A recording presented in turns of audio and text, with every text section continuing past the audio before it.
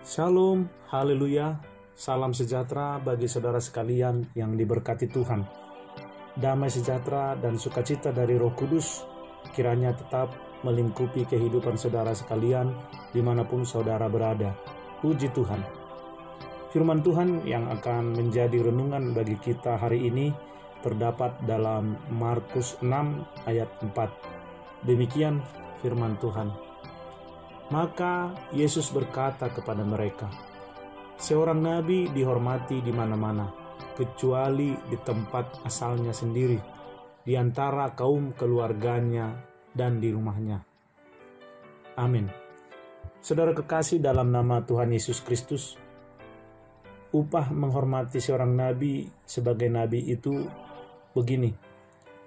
Kalau kita punya saudara sebagai hamba Tuhan, kita menerima dia, kita menyambut dia, kita memperlakukan dia sebagai hamba Tuhan, maka upah akan kita terima. Upah sebagai seorang hamba Tuhan.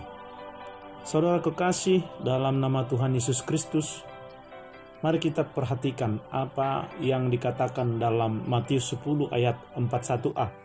Demikian firman Tuhan. Barang siapa menyambut seorang nabi sebagai nabi, ia akan menerima upah nabi. Ketika kita punya saudara sebagai hamba Tuhan, kita sering menganggap mereka sebagai seorang saudara saja dan tidak menghiraukan kedudukannya sebagai hamba Tuhan. Hal seperti ini saya pelajari bahwa kita tidak akan pernah mendapat upah sebagai hamba Tuhan. Tetapi ketika kita menerima dia sebagai hamba Tuhan, meskipun dia adalah ponakan kita, anak kita, atau ayah kita sekalipun, firman ini mengandung arti bahwa kita akan menerima perkara sebagaimana Tuhan tanamkan kuasa kekuatannya dalam diri hamba Tuhan tersebut, dan kita akan menerima upah sebagai hamba Tuhan.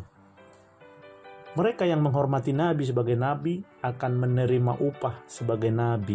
Haleluya. Demikian renungan kita hari ini.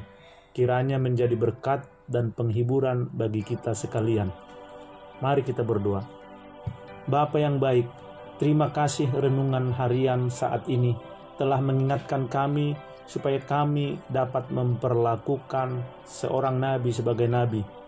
Sebab ternyata orang yang memperlakukan nabi sebagai seorang nabi akan memperoleh upah yang luar biasa, yaitu upah sebagai seorang nabi. Puji Tuhan, hari ini kami menerima firman-Mu dan kami lakukan dalam hidup kami. Urapi, jamah, kuduskan kami, Bapa, biar kiranya kami dapat melakukan kehendak-Mu. Dalam nama Yesus kami berdoa dan mengucap syukur. Terpujilah nama-Mu kekal untuk selama-lamanya. Amin. Terima kasih untuk kita semuanya. Sampai bertemu kembali dalam renungan harian berikutnya. Tuhan Yesus memberkati. Amin.